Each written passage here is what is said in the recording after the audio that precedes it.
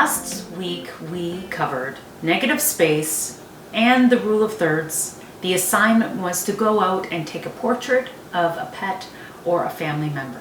Keeping in mind lots of space and keeping your subject on one of the grid marks in the rule of thirds. So let's get straight to the submissions. Everybody sent in something, I think almost everybody. We have 2 new members this week.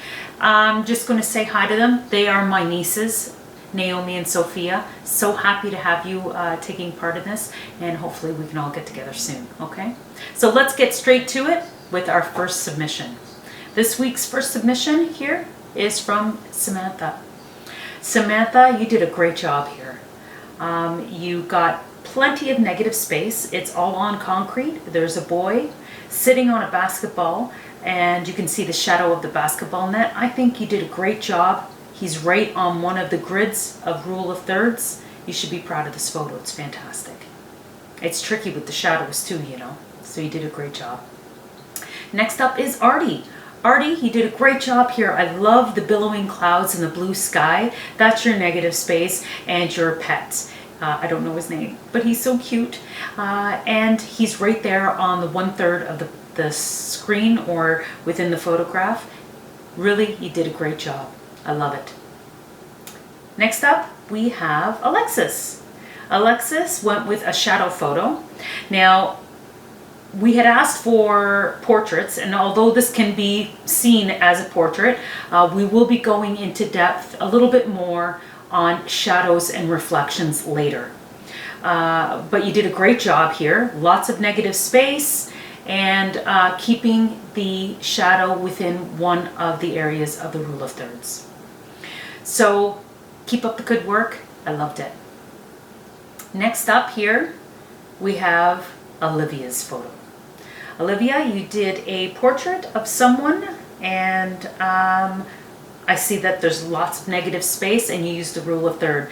Next time, put more space between you and the subject to even emphasize more negative space. When you give space between you and the subject, and then your subject has lots of negative space around it, it really kind of reinforces this idea that there's space everywhere. Okay, great job. And this one is from Anna. I loved her dog here on the grass. I know that she sent me in a photo as well of a post-processed one, but we'll go in depth a little bit more with what we can do with this photo on another time. But great use of negative space. Again, hit it right on the 1/3 of the rule of thirds grid. You did a great job, Anna. Good work. And I do have to mention that we have a lot of photographers this year that were in our club last year, and I have to say that I love seeing everybody continuing to try, because I know a lot of these lessons we covered last year, but it's amazing how you probably didn't use a lot of these lessons over the summer and the winter, so how much you can continue to grow as a photographer even retaking some of the lessons. So I have to tell everybody I'm so proud of you to continue on with this. This photo is from Avery. Avery, great work here. So much negative space. I love how you can see the hills in the background, and you've got your dog there off to the left, right in the 1/3. You did a great job with this one. Keep it up. Next up. Right, next up here we have Kala. Kala, I'm so proud of this photo. Originally, Kala had taken a photo, and then as the days progressed and the weather got better, she went outside and retook this photo, and I think that this is such a great job. It even has some reflections in it, but as I mentioned, we will go further into that on another class coming up in the future. But lots of negative space. Your subject is in the foreground, off on 1/3 of the page. Great job, Kala. I love it. Next one is Evelina. Evelina, I just love this hamster photo.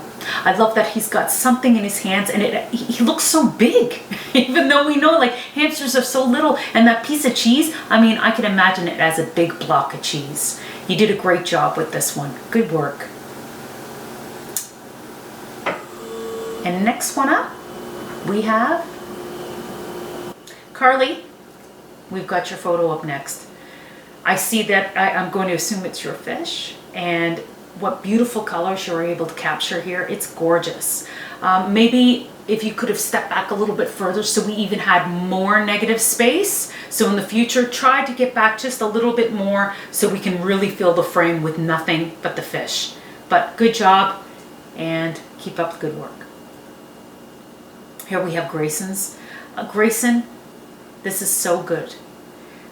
This dog, I forget what your dog's name is, and on the grass, again, almost like the last photo we went over.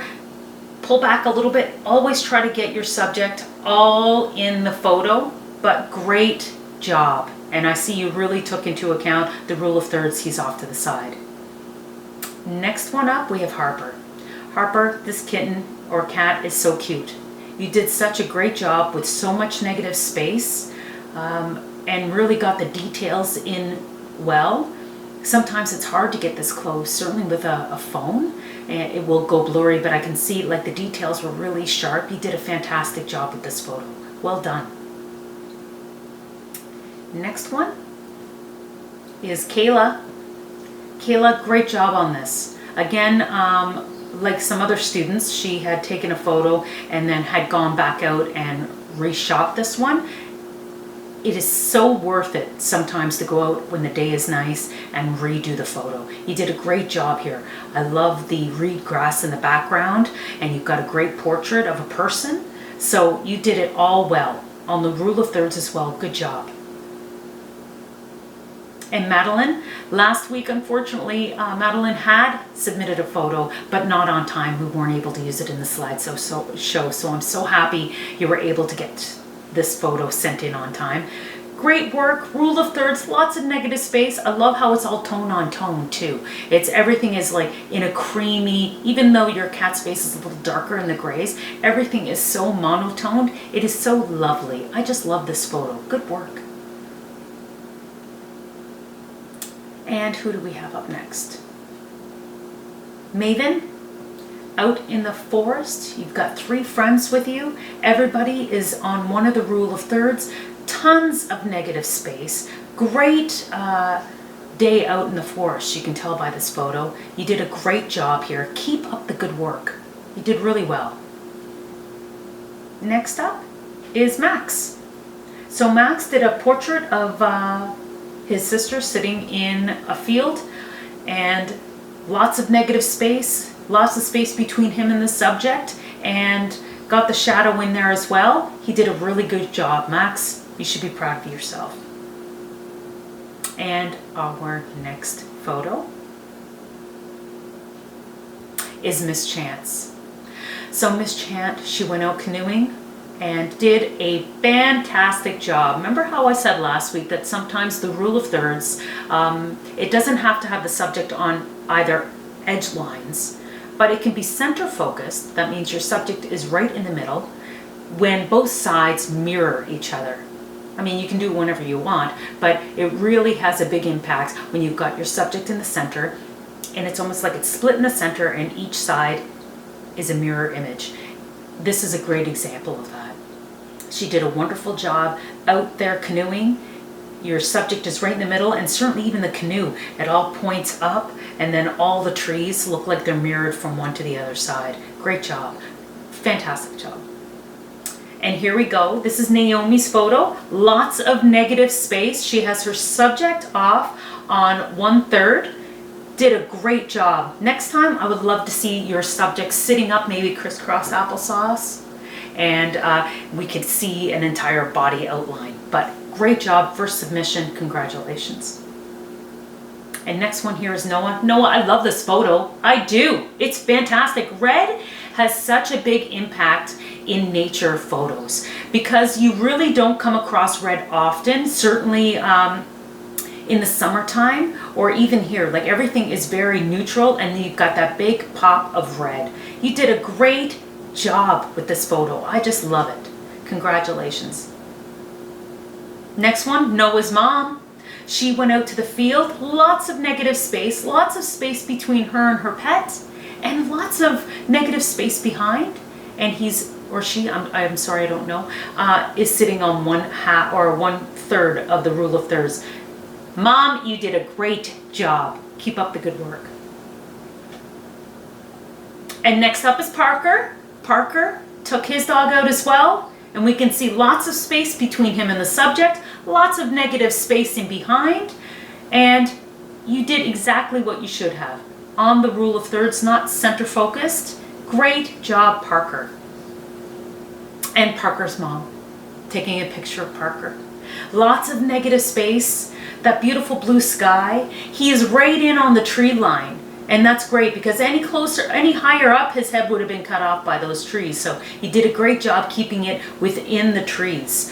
And right following the rule of thirds as well, off to the right-hand side of 1/3. Good job, Mom. And here is Sophia's photo. Sophia, you did a great job with the negative space. This is Sophia's first time submitting to the photo club. And she did a retake, actually. And I think she really did a great job with the second photo. Beautiful colors. Again, next time, try to get down a little bit further. You weren't here for week 1, but we talked about perspective and always bringing our subject at our eye level. But you did such a great time for your first time. Congratulations. And the last up is my photo. Now, it's shocking, but I went out and I took a bunch of photos and I got home and I didn't have a memory stick in my camera. So I took 40 photos and I didn't have one that I had recorded. So I had to take another one, but that's okay. Here is my daughter. We were out in the field in the back and she's sitting on the rock contemplating. So let us move on to the 2 features that I said I would present each week. Each week I would do photo of the week and for the love of Photoshop. So this week's photo of the week is Evelina's picture. I just loved the hamster. I loved his little hands holding that piece of cheese. I loved the negative space around him. I loved how you remembered perspective and you got down low. I mean, you would never know he was as small as he was. I mean, that piece of cheese, like I said before, looks so big because everything is very in proportion to each other. That is my pick for the photo of the week. Good job, Evelina. And our next feature, for the love of Photoshop, was Harper's picture. Harper, that photo you took of your cat was fantastic. There was only a couple of things that I changed to really change it from a good picture to a great picture. Now in your original photo, you could see somebody's arm holding the cat. So I got rid of that arm. I photoshopped it out. And as you can see here, I'm going to bring up the picture now, the after. I flipped it into a black and white, and I think that gave us more focus on the cat. I had mentioned earlier about how red can really pop in photos. Now you have your cat was on like a burgundy or some kind of purplish red couch, and I felt like it was really drawing your eye to the couch instead of the cat, which is the cutest thing I've ever seen. So that's why I turned it into a black and white photo. Then all you can see is the patterns on the cat, how cute his nose is, and the vignetting that was originally in your photo. I just toned it down a bit. So vignetting is when the edges of a photo are darker and kind of give you this kind of rounded spotlight on the center of the photo. So the vignette is in reference to the dark edging frame of a photo. And it does exactly that. It's supposed to darken the edges so your eye is drawn to the lightest part, which is the center, which should be, your subject should be in the light part of that photo. So when I cleared up some of the vignette, flipped it to black and white, got rid of the arm, this is what we came up with. So again, I'll put up the before and after beside each other so you can see what Harper had done before and the after photo. And hopefully you're okay with this, Harper. But I loved this photo. I was so excited when I opened it. Great, great work. So another week, more photos submitted. I mentioned it before, I said it very quickly, but at the end of Photo Club last year, everybody got to pick their favorite photo. I had some input, only telling them what I thought my opinion was, but everybody picked their own. Then we got together and we did a Photoshop session. We talked about what the best qualities of their photo was and maybe some things that distracted from the photo. And then with the student, we went over how we could correct some of these things that kind of maybe took away from how great the photo is, and we corrected it in Photoshop. Now, Photoshop is an editing suite, which is a professional. It's kind of like what you have on your phone, but it is 100 times better. There were so many photos here that I wanted to just jump in and fix up super quick, because all of these photos were fantastic. But with just a small amount of tweaking, it could have taken it over the top. And I think that everybody should keep that in mind when they're taking photos. I said it before, if you're taking one photo, take 10, but don't take it in the same spot. Move around constantly. So after you look back at the picture, like with Harper's picture, there's that picture with the arm. If you look at it, you can see the arm, and then you move your arm, and then you take another picture, and the Photoshop wouldn't be required. So that's why I keep telling you, move around, take more photos. You might as well before you break it all down and move somewhere else. So at the end of the year, we'll do a choice. Everybody will pick what their favorite photo is, and we'll try to make it perfect, okay? So let's get on to week 3's lesson. Okay, in week 3, we are going to talk about capturing the details and lay flat photography. This week we're going in a completely different direction. We're going to focus on photographing details, whereas last week we wanted lots of negative space with one subject. Focusing on the details will help us capture a full memory of an event or a moment in your life, and I think that this is perfect for what's happening right now. We are going to still use what we learned in week 1, which is perspective, and in perspective we really tried to take into mind moving ourselves in different places and positions in order to take a better photograph. And in week 2, we are going to use what we learned about the rule of thirds. So keeping everything with this idea of a grid. So this week we're going to learn about curating a photograph, and you might be wondering what I mean by curate. Well, this week I have a special guest who is going to help me with defining some of these words. So without further ado, Miss Chan, can you help me out with this? Hello again. I've been given a special assignment. I am to tell you, or hopefully tell you, what curating a photo means. If you were in photography club last year, you may know. I was, but I needed a refresher. So, there are many different ways that you can take a photo to detail a moment or a special event. This week we're going to be focusing on curating an image. The way you curate a photograph is you take time to select important items that would work for your theme. They best represent the moment or the event. Then you must organize all of these items in a very thoughtful manner. Good luck. Can't wait to see your submissions. In a moment, I'm going to show you how I am going to curate and then photograph something that's important to me. But before then, I'm going to show you some examples that are out there. And once you start seeing, you're going to say, oh, I know, I've seen those photographs all the time. I didn't know that's what it was called. Well, now you know, it's called lay flat photography. Here we go. This one, you can see it's somebody's probably work desk. So they have their keyboard, camera, coffee, glasses, keys, notebook, and phone. The next one, all the items used to go camping. This one's a little extensive, probably done with a really high, on a ladder with a wide angle lens.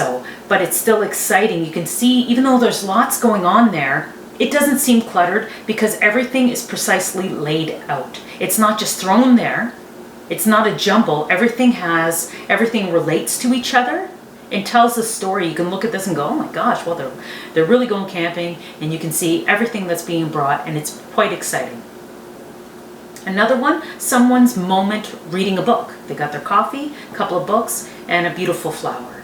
Now, they are not too close, right? There's still space around the object, but they are standing right over it. A lot of these flat photographies are laid out on the ground, not on a table, because you really can't stand over it.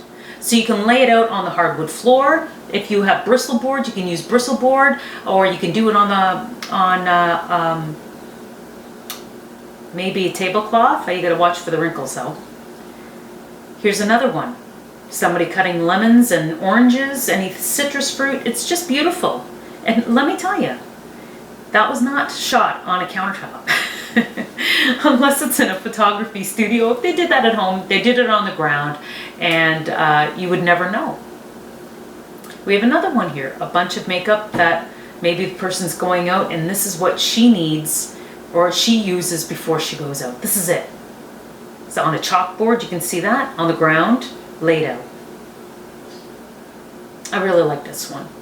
It's all the bits and bobs for a birthday party, including, you know, the cake is in the center. You can see the confetti and the hats and the napkins. It's a great photo, lots of bursts of color. But again, this was laid out on the ground. They were directly over top. They weren't off on an angle a little bit. Their camera was right over it. And sometimes you're going to be like, well, Mrs. V, I can't stand over it. Sometimes you got to take the photo blind and then look and say, oh, okay, I got to take it again a little higher. And then, oh, I should be a little lower. Sometimes that's just the way it has to be. But you can do it without, you know, not doing it on a table. And here's a simple one. Someone's shoes and a dress shirt. Maybe they're going out somewhere and they just want to document the clothes they were wearing. And maybe somebody, this is everything that was found in their toy bin. They laid it out nicely. They made it look like it was a planned photo. They didn't just dump it all out and say, oh, I'm gonna take a picture of everything that was in my toy box. They laid it out, the books together, little pieces, Lego bits, the crayons, and then they spelt out the words there. So they really curated it. And this one, of course, everybody loves this one. It's sprinkled donuts. Who doesn't love one like that? I've taken photos like that. They're fun. If you can get donuts with sprinkles, it's great. You can do that on a cutting board and then put the cutting board on the ground with your 3 donuts, put the sprinkles around and take the photo. Pop-Tarts are great too because they're so colorful. They're just like these donuts. You know, you can do anything like that, but I don't know if I've mentioned this. You should really take the photo when the stuff is on the ground. It makes it a lot easier to take it directly over it. Okay. And here, I think this might be my last one. My second last one. Maybe a dad on his way out to the beach. I am not a hipster. And all the stuff that goes into that bag, which is a hipster bag, by the way. So he's not fooling anybody. And here's another one. Someone's day at the beach. And these are all the things that she was wearing and a camera that she was taking and off to the beach for a beautiful day and recorded just like such. So let's cut now, and I'm going to show you what I'm going to take a photo of, and you can see me put it together. All right, so I'm going to start by laying it out, and then I'm going to decide where it's going to go. I want to make it look like it was well thought out with certain things that are exposed. Like, let's say if you're putting out your favorite shirt, you might want to have the tag or what it says on the shirt. But I don't think that's going to work for me, so I might just leave it like that. I think I might just do this and have it like so.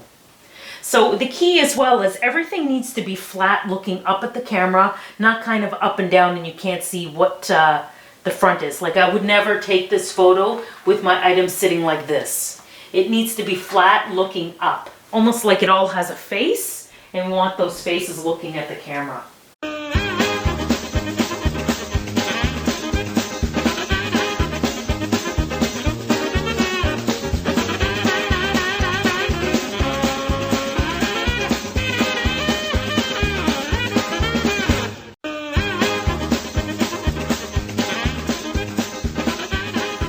So now I'm going to take my iPhone and and take a photo, and I want you to see what I'm looking at.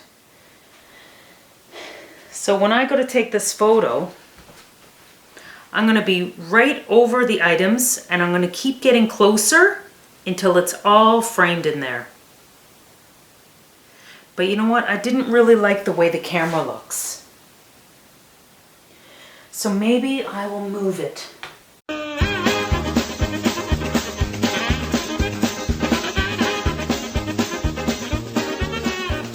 Again, you can see, I'm going to go in and in and in until my entire frame, I'm going to fill my frame with only what I'm taking a photo of. Okay.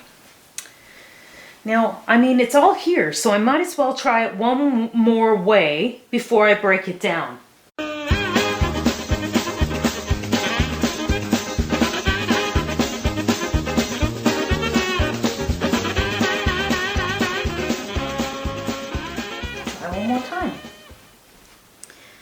Now before I move them, of course, I'm always going to look at the picture to make sure nothing's blurry. So let's see. There we go. Okay. So we get this, and I think that's about it. All right, so I hope I did a good job showing you how to lay out a lay flat photo. So keeping that in mind, that the photo should be taken on the ground, you can use a background to make it neutral, because we are only wanting to showcase the items curated for the photo. What are you going to photograph? Now, there are 3 options for you. I want you to pick one of 3. 1, how you get ready for school this week. What do you need to prepare for school? Since we're starting our online education this week, I'd love to see what clothes you're planning on wearing, what tools you're going to need for these classes, maybe the snacks that you're going to prepare. Make sure that you fill the frame. You're taking the photo straight up and down, right above it, just like I did it. I would love you to do that. So you can take a photo of how you're getting ready, the tools you need for school this week. Number 2, planning a baking recipe. If you do a lot of baking in your house, and I know a lot of people do, and a lot of people don't, and that's fine, these are the options. Another one is the baking recipe. The items that you need to bake something. Now, it's going to have to be taken on the floor, unless you can stand up way above the countertop. You can try that, but it has to be right over it, fill the frame, and not bleed out. You can't cut anything off. Recipe, what I do or how I get ready for school, the tools I'm going to use for school, your favorite thing, or number 3 would be your favorite thing to do these days. It could be a board game on family board night. Lay out all the items, put everything nice and neat and orderly. You could do that. Let's say that you guys play a lot of Play-Doh. Put it out. What have you made? Arts and crafts. Show me your paintbrushes and your crayons and your paints, whatever. Those are the 3 options. Things I need to get ready for school, a recipe, or things I love doing these days. And they're all lay flat. They're all one photo. No one's going to turn it to black and white. Send me the original. I want to see exactly the way it looks. Get lots of light. Open up the curtains. Do it in the day. And be sure to do it near a window. 3 things, 3 options. Do one, pick one, send it to me. Now, we're starting online classes this week, so things are going to be different. So next week, usually I upload this photo club video, and it's available on Mondays. Next week, I'm going to put it up on Wednesday, which means these photos won't be due until Sunday evening. That's why I'm moving everything over. So let's say school it's taking you a bit to get into the rhythm of it again, and you have to wait until the weekend to do your photos. You can do that. So photos are now due Sunday evening, and each new photo club video will be uploaded for Wednesday at 10 a.m. You can watch it anytime after that. So lay flat, right above it. Fill the frame. Choose from the 3 choices. I'm going to have it in the notes below the video what your 3 choices are. I'm going to lay out what we're talking about here. I'll reiterate the new times that everything is due. So keep up the good work. I'm so proud of you. You guys are going to love the end accomplishment. I promise you, you will love it. So another week. Enjoy it. Take lots of photos. Send them to me, and we'll talk about it next week. Okay? Bye.